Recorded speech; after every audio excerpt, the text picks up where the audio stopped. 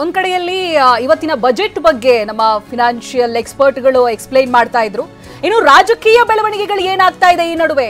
CM ಸಲಹೆಗಾರ ಸ್ಥಾನಕ್ಕೆ B R Patil ರಾಜೀನಾಮೆಯನ್ನ ಕೊಟ್ಟಿದ್ದಾರೆ.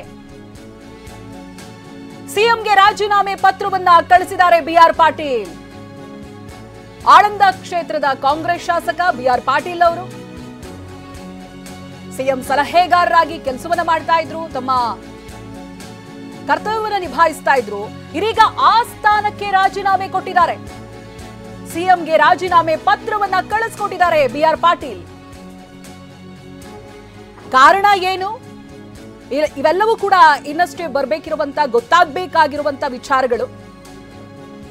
ಇತ್ತೀಚೆಗಾಗ್ತಾ ಇರುವಂತ ರಾಜಕೀಯ ಬೆಳವಣಿಗೆಗಳ, ಸಿಎಂ ಫೇಸ್ ಮಾಡ್ತಾ ಇರುವಂತ ಸಮಸ್ಯೆಗಳಿಗೂ ಈ ರಾಜೀನಾಮೆಯ ಪತ್ರಕ್ಕೂ ಏನಾದ್ರೂ ಸಂಬಂಧ ಇದೆಯಾ?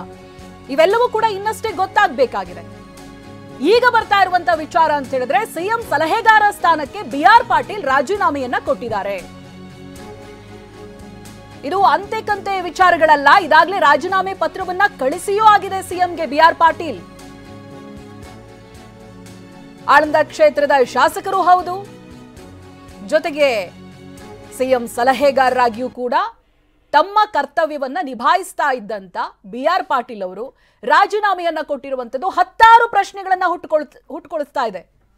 ಹಾಕ್ತಾ ಇದೆ. ಸಿಎಂಗೆ ರಾಜೀನಾಮೆ ಪತ್ರವನ್ನ ಇದಾಗಲೇ ಬಿಆರ್ ಪಾಟೀಲ್ ಕಳಿಸಿದ್ದಾರೆ. ರಾಜಕೀಯ ವಿಚಾರಗಳಲ್ಲಿ ಬಿಆರ್ ಪಾಟೀಲ್ ಅವರು ಸದ್ದು ಮಾಡಿದ್ದು ಬಹಳ ಕಡಿಮೆ. ಅಥವಾ ಮಾಧ್ಯಮದ ಮುಂದೆ ಏನಾದರೂ ಹೇಳಿಕೆಯನ್ನ ಕೊಟ್ಟಿದ್ದಾರಾ ಈ ಬಗ್ಗೆ, ಅಸಮಾಧಾನವನ್ನ ವ್ಯಕ್ತಪಡಿಸಿರೋದು, ಅದೂ ಕೂಡ ನೋಡೋದಕ್ಕೆ ಸಿಗೋದಿಲ್ಲ.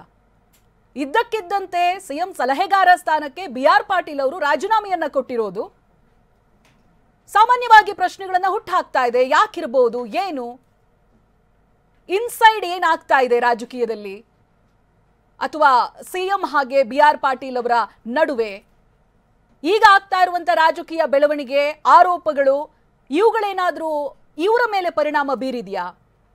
ಇವೆಲ್ಲವೂ ಕೂಡ ಇರುವಂತ ಪ್ರಶ್ನೆ.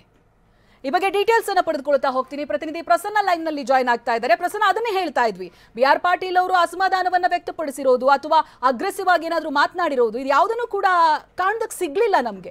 ಇದ್ದಕ್ಕಿದ್ದ ಹಾಗೆ ಸಿಎಂ ಸಲಹೆಗಾರ ಸ್ಥಾನಕ್ಕೆ ಬಿಆರ್ ಪಾಟೀಲ್ ರಾಜೀನಾಮೆಯನ್ನ ಕೊಡ್ತಾ ಇದ್ದಾರೆ ಅಂತ ಹೇಳಿದ್ರೆ ಏನ್ ಕಾರಣ? ಈಗ ಆಗ್ತಾ ಇರುವಂತ ಡೆವಲಪ್ಮೆಂಟ್ಗಳ ಅಥವಾ ಇದಕ್ಕೂ ಮೀರಿದಂತ ಇನ್ಸೈಡ್ಗಳಿದಾವ? ಏನ್ ಡೀಟೇಲ್ಸ್ ಸಿಗ್ತಾ ಇದೆ ಪ್ರಸನ್ನ?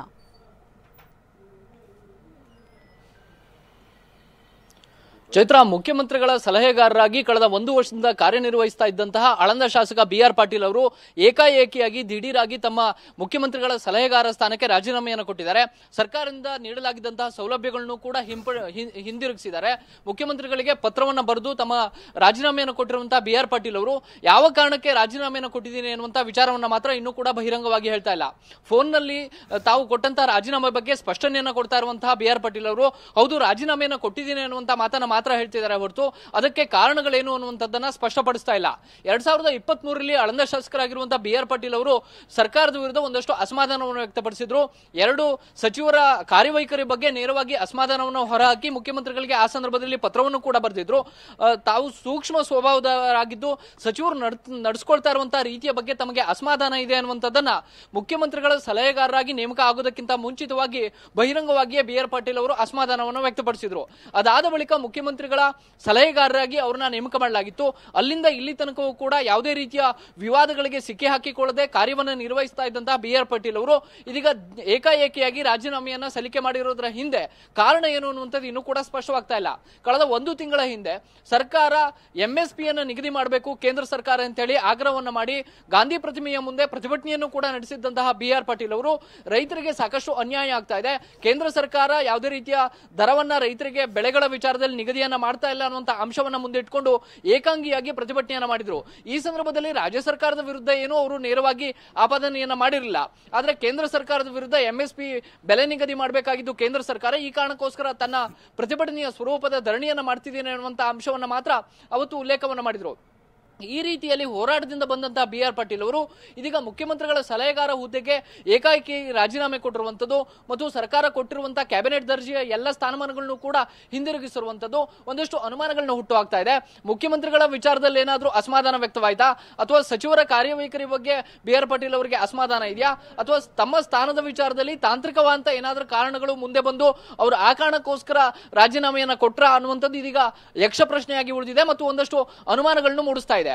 ಕಳೆದ ತಿಂಗಳಷ್ಟೇ ಅಂದ್ರೆ ವಿಧಾನಸಭೆಯ ಅಧಿವೇಶನ ನಡೀತಾ ಇರುವಂತಹ ಸಂದರ್ಭದಲ್ಲಿ ಲಾಭದಾಯಕ ಹುದ್ದೆಗೆ ಸಂಬಂಧಪಟ್ಟ ಹಾಗೆ ಒಂದು ಮಸೂದೆಯನ್ನು ಕೂಡ ರಾಜ್ಯ ಸರ್ಕಾರ ಜಾರಿಗೆ ತಂದಿತ್ತು. ಅಂದ್ರೆ ಒಬ್ಬ ಶಾಸಕರಾಗಿ ಆಯ್ಕೆ ಆಗಿರುವಂತವರು ಮುಖ್ಯಮಂತ್ರಿಗಳ ಸಲಹೆಗಾರರಾಗಿ ಆಯ್ಕೆಯಾದಂತಹ ಸಂದರ್ಭದಲ್ಲಿ ಅದು ಲಾಭದಾಯಕ ಹುದ್ದೆ ಆಗುತ್ತೆ.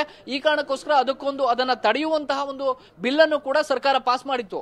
ಅದರಲ್ಲಿ B R Patil, R V Deshpande ಮತ್ತು ಬಸವರಾಜ ರಾಯರೆಡ್ಡಿ ಸೇರಿದಂತೆ 3-4 ಮಂದಿ ಮುಖ್ಯಮಂತ್ರಿಗಳ ಸಲಹೆಗಾರರಾಗಿ ನೇಮಕ ಆದವರ ಸ್ಥಾನಕ್ಕೆ ಯಾವುದೇ ರೀತಿಯ ಕುಂದು ಕೂಡ ಬರದೇ ಇರೋ ರೀತಿಯಲ್ಲಿ ಆ ಬಿಲ್ ಅನ್ನ ಪಾಸ್ ಮಾಡಲಾಗಿತ್ತು. ಆ ಬಿಲ್ ಅನ್ನ ಕಳೆದ ತಿಂಗಳಷ್ಟೇ ವಾಪಸ್ ಪಡೆಯಲಾಗಿದೆ. ಅದೇನಾದ್ರೂ ಬಿ ಆರ್ ಪಾಟೀಲ್ ಅವರ ಅಸಮಾಧಾನಕ್ಕೆ ಕಾರಣವಾಯ್ತಾ? ಅಕಸ್ಮಾತ್ ಇದೇ ಹುದ್ದೆಯಲ್ಲಿ ಮುಂದುವರೆದೇ ಆಗಿದ್ರೆ ತಮ್ಮ ಶಾಸಕ ಸ್ಥಾನಕ್ಕೂ ಕೂಡ ಕುತ್ತು ಬರುತ್ತೆ ಅನ್ನುವಂತ ಒಂದು ತಾಂತ್ರಿಕ ಒಂದು ದೋಷವನ್ನ ಮುಂದಿಟ್ಕೊಂಡು ಅದನ್ನ ಎದುರಿಸಬೇಕಾಗುತ್ತೆ ಅನ್ನುವಂತ ಕಾರಣಕ್ಕೋಸ್ಕರ ಇದೀಗ ಬಿ ಆರ್ ಪಾಟೀಲ್ ಅವರು ತಮ್ಮ ಮುಖ್ಯಮಂತ್ರಿಗಳ ಸಲಹೆಗಾರ ಹುದ್ದೆಗೆ ರಾಜೀನಾಮೆ ಕೊಟ್ರ ಅನ್ನುವಂಥದ್ದು ಕೂಡ ಇನ್ನೂ ಸ್ಪಷ್ಟವಾಗಿ ತಿಳಿದು ಬಂದಿಲ್ಲ. ಆದ್ರೆ ಫೋನ್ ನಲ್ಲಿ ಈ ಬಗ್ಗೆ ಖಚಿತಪಡಿಸಿರುವಂತಹ ತಾವು ರಾಜೀನಾಮೆ ಕೊಟ್ಟಂತಹ ವಿಚಾರವನ್ನ ಖಚಿತವಾಗಿ ಹೇಳ್ತಾ ಇರುವಂತಹ ಬಿ ಆರ್ ಪಾಟೀಲ್ ಅವರು ಅದಕ್ಕೆ ತಾವು ಏನ್ ಕಾರಣವನ್ನ ಕೊಟ್ಟಿದೀವಿ ಅನ್ನುವಂಥದ್ದನ್ನು ಮಾತ್ರ ಇನ್ನೂ ಕೂಡ ಸ್ಪಷ್ಟಪಡಿಸ್ತಾ ಇಲ್ಲ.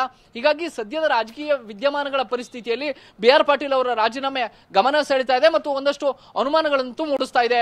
ಚೈತ್ರ, ಪ್ರಸನ್ನ, ಇಲ್ಲಿ ಕೆಲವೊಂದು ಸಿಮಿಲಾರಿಟೀಸ್ ನಾವು ನೋಡ್ತಾ ಹೋಗೋದಾದ್ರೆ ಲೀಗಲ್ ಅಡ್ವೈಸರ್ ವಿಚಾರವಾಗಿ ಸಿಎಂ ಅವರ ಲೀಗಲ್ ಅಡ್ವೈಸರ್ ಈ ಮುಡಾ ಪ್ರಕರಣ ಹೊರಗಡೆ ಬಂದಾಗ ಅವ್ರು ಬಂದಲ್ಲೆಲ್ಲ ಆ ವಿಚಾರ ಪ್ರಸ್ತಾಪ ಆಗ್ತಾ ಇತ್ತು. ಅದು ಅವ್ರಿಗೂ ಕೂಡ ಮುಜುಗರ ತರ್ತಾ ಇತ್ತು. ಆ ರೀತಿಯಾದಂತ ಪ್ರಸಂಗಗಳಿಗೆ ರಾಜಕೀಯ ಒಂದು ಸಾಕ್ಷಿಯಾಗಿದೆ. ಬಟ್ ಇಲ್ಲಿ ಅದೇ ಸಂದರ್ಭದಲ್ಲಿ ಬಿ ಆರ್ ಪಾಟೀಲ್ ಅವರು ಕೂಡ ರಾಜೀನಾಮೆ ಕೊಡ್ತಾ ಇರೋದ್ರಿಂದ ಈಗ ಆಗ್ತಾ ಇರುವಂತಹ ಪೊಲಿಟಿಕಲ್ ಡೆವಲಪ್ಮೆಂಟ್, ಸ್ಪೆಷಲಿ ಮುಡಾ ಹಗರಣಕ್ಕೆ ಅಥವಾ ಬಿ ಆರ್ ಪಾಟೀಲ್ ಅವರ ಈ ರಾಜೀನಾಮೆಗೆ ಲೀಗಲ್ ಅಡ್ವೈಸರ್ ಮೇಲೆ ಉಳಿದಂತ ಸಚಿವರು, ಶಾಸಕರು ತೋರಿಸ್ತಾ ಇರುವಂತಹ ಅಸಮಾಧಾನ ಇವೇನಾದ್ರೂ ಇಂಟರ್ಲಿಂಕ್ ಆಗಿದೆಯಾ? ಹಾಗೆ ಕಾಣಿಸ್ತಾ ಇದೆಯಾ ಪ್ರಸನ್ನ?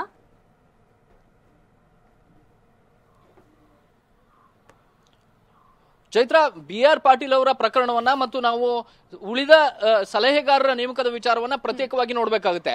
ಬಿ ಆರ್ ಪಾಟೀಲ್ ಅವರು ಮತ್ತು ಸಿದ್ದರಾಮಯ್ಯ ಮುಖ್ಯಮಂತ್ರಿಗಳಾಗಿ ಅವರು ಇಬ್ಬರು ಕೂಡ ಬಹಳ ಹತ್ತಿರದಿಂದ ಸಾಕಷ್ಟು ಗಳಸೆ ಕಂಠಸ್ಯ ಇರುವಂತಹ ಸ್ನೇಹಿತರು ಮತ್ತು 3-4 ದಶಕಗಳಿಂದಲೂ ಕೂಡ ಬಿ ಆರ್ ಪಾಟೀಲ್ ಮತ್ತು ಮುಖ್ಯಮಂತ್ರಿ ಸಿದ್ದರಾಮಯ್ಯನವರು ಹತ್ತಿರದಿಂದ ಒಬ್ಬರನ್ನೊಬ್ಬರನ್ನು ಬಲ್ಲಂತವರು. ಹೀಗಾಗಿ ಅಸಮಾಧಾನದ ವಿಚಾರ ಏನಾದ್ರೂ ಇಲ್ಲಿ ಮುನ್ನೆಲೆಗೆ ಬಂದು ಅಥವಾ ಮುಖ್ಯಮಂತ್ರಿಗಳಿಗೆ ಸಲಹೆ ಕೊಡುವಷ್ಟು ಮಟ್ಟಿಗೆ ನಾನು ಆ ಸ್ಥಾನದಲ್ಲಿ ನಿಭಾಯಿಸೋದಕ್ಕೆ ಸಾಧ್ಯ ಇಲ್ಲ ಅನ್ನುವಂತ ಕಾರಣಕ್ಕೋಸ್ಕರ ಮುಖ್ಯಮಂತ್ರಿಗಳ ಸಲಹೆಗಾರ ಹುದ್ದೆಯಿಂದ ದೂರವಾಗೋದಕ್ಕೆ ಬಿ ಆರ್ ಪಾಟೀಲ್ ಅವರು ಇಷ್ಟಪಡ್ತಾ ಇದ್ದಾರಾ ಅಥವಾ ಆ ಹುದ್ದೆಗೆ ಬೇಕಾದಂತಹ ಸರಿಯಾದಂತಹ ಸೂಕ್ತ ಗೌರವ ಸ್ಥಾನಮಾನ ತಮಗೆ ಸಿಗ್ತಾ ಇಲ್ಲ ಅನ್ನುವಂತ ಅಸಮಾಧಾನ ಏನಾದರೂ ಅವರಿಗೆ ಕಾಡ್ತಾ ಇದೆಯಾ ಅಥವಾ ತಾಂತ್ರಿಕವಾಗಿ ಎಲ್ಲ ಒಂದ್ ಕಡೆ ಶಾಸಕ ಸ್ಥಾನದ ಅನರ್ಹತೆ ಮುಂದಿನ ದಿನಗಳಲ್ಲಿ ಎದುರಾಗಬಹುದು ಅನ್ನುವಂತಹ ಒಂದು ಪ್ರಶ್ನೆಗಳೇನಾದ್ರೂ ಕಾಡ್ತಾ ಇದಾವ? ಇದೆಲ್ಲವೂ ಕೂಡ ಯಕ್ಷ ಪ್ರಶ್ನೆಯಾಗಿದ್ದಾವೆ. ಆದ್ರೆ ಮುಖ್ಯಮಂತ್ರಿಗಳ ಸಲಹೆಗಾರರಾಗಿ ಬೇರೆ ಬೇರೆ ಶಾಸಕರನ್ನು ಕೂಡ ನೇಮಕ ಮಾಡಲಾಗಿದೆ. ಕಾನೂನು ಸಲಹೆಗಾರ ಪೊನ್ನಣ್ಣ ಅವ್ರನ್ನ ಆ ಒಂದು ಹುದ್ದೆಗೆ ನೇಮಿಸಲಾಗಿದೆ. ಬಸವರಾಜ ರಾಯರೆಡ್ಡಿ ಅವರು ಮುಖ್ಯಮಂತ್ರಿಗಳ ಆರ್ಥಿಕ ಸಲಹೆಗಾರ ಆಗಿದ್ದಾರೆ. ಅದೇ ರೀತಿಯಲ್ಲಿ ಆರ್ ವಿ ದೇಶಪಾಂಡೆ ಅವರು ಕೂಡ ಆ ಒಂದು ಕೆಲವೊಂದಿಷ್ಟು ಹುದ್ದೆಗಳಲ್ಲಿ ಮುಂದುವರೆದಿದ್ರು. ಇದೀಗ ಬಿ ಆರ್ ಪಾಟೀಲ್ ಅವರು ಕೂಡ ಮುಖ್ಯಮಂತ್ರಿಗಳ ಸಲಹೆಗಾರ ಅನ್ನುವಂತಹ ಹುದ್ದೆಯಲ್ಲಿದ್ರು. ಆದ್ರೆ ಸದ್ಯದ ರಾಜಕೀಯ ಪರಿಸ್ಥಿತಿಯಲ್ಲಿ ಈ ರಾಜೀನಾಮೆ ಯಾವ ಕಾರಣಕ್ಕೆ ಅನ್ನುವಂಥದ್ದು ಯಕ್ಷ ಪ್ರಶ್ನೆ ಮತ್ತು ಅದು ರಿವೀಲ್ ಆದ ತಕ್ಷಣ ಬೇರೆ ಬೇರೆ ಸ್ವರೂಪವನ್ನ ಪಡೆದುಕೊಳ್ಬಹುದು. ನೇರವಾಗಿ ಮುಖ್ಯಮಂತ್ರಿಗಳ ಮೇಲೆಯೇ ಬಿ ಆರ್ ಪಾಟೀಲ್ ಅವರಿಗೆ ತಕ್ಷಣಕ್ಕೆ ಅಸಮಾಧಾನ ಇದೆ ಅಂತ ಹೇಳೋದಕ್ಕೆ ಸಾಧ್ಯವಿಲ್ಲ. ಆದ್ರೆ ಸರ್ಕಾರದ ಕಾರ್ಯವೈಖರಿಯ ಬಗ್ಗೆ ಅವರು ಯಾವತ್ತೂ ಕೂಡ ನೇರವಾಗಿ ತಮ್ಮ ಅಭಿಪ್ರಾಯವನ್ನು ತಿಳಿಸ್ಕೊಂಡು ಬಂದಂತವರು, ಸಚಿವರು ತಮಗೆ ಗೌರವ ಕೊಡದೇ ಇದ್ದಾಗ ಅದನ್ನ ಗಟ್ಟಿ ಧ್ವನಿಯಲ್ಲಿ ಬಹಿರಂಗವಾಗಿ ಹೇಳಿದಂತವರು ಮತ್ತು ಮುಖ್ಯಮಂತ್ರಿಗಳು ಹಿಂದೆ ಶಾಸಕಾಂಗ ಸಭೆಯನ್ನ ಯಾವ ಕಾರಣಕ್ಕೆ ಕರಿಬೇಕು ಅಂತ ಹೇಳಿ ನೇರವಾಗಿ ಪತ್ರದ ಮೂಲಕ ಉಲ್ಲೇಖವನ್ನ ಮಾಡಿದಂತವರು. ಈ ಎಲ್ಲ ಕಾರಣಕ್ಕೋಸ್ಕರ ಬಿ ಆರ್ ಪಾಟೀಲ್ ಅವರ ರಾಜೀನಾಮೆ ಇದೀಗ ಸಾಕಷ್ಟು ಕುತೂಹಲವನ್ನ ಕೆರಳಿಸ್ತಾ ಇದೆ. ಚೈತ್ರ, ಥ್ಯಾಂಕ್ ಯು ಪ್ರಸನ್ನ ಮಾಹಿತಿಗಾಗಿ.